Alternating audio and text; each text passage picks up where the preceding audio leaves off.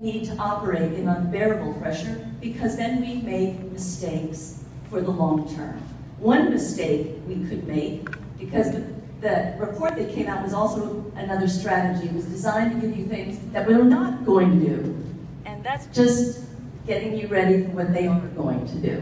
One thing I believe will absolutely happen is 401ks for future teachers, and the notion of Social Security, which is a more expensive path.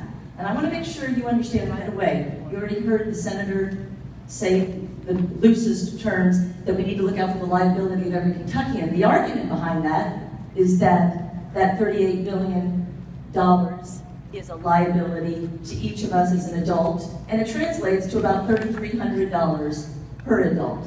Going to Social Security, and of course, let me be clear, I believe in the power of Social Security, but it has a $12 trillion liability, which means every Kentuckian would go from $3,300 a year in liability to $38,000 a year. So when they start talking about liabilities that would be removed from us if we move to a non-DITADAPABUDU 401, don't lose track of what's happening. Because part of what's happening is they're going to pay for that.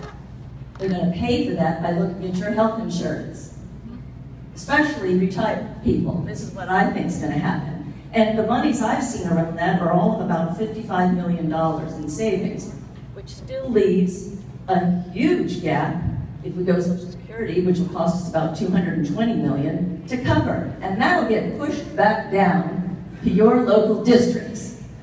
So your taxes are going to go up one way or the other, and I don't understand why the governor lost his courage, as a governor need not do, and separated pensions from tax reform. And the reason I don't understand it is because that governor came in with fresh eyes and a business acumen and told us what I know after 10 years in the legislature: we need new revenue. We have got the right team in place. We went from the bottom of the barrel to the middle of the pack because of the commitment of here and our children. And now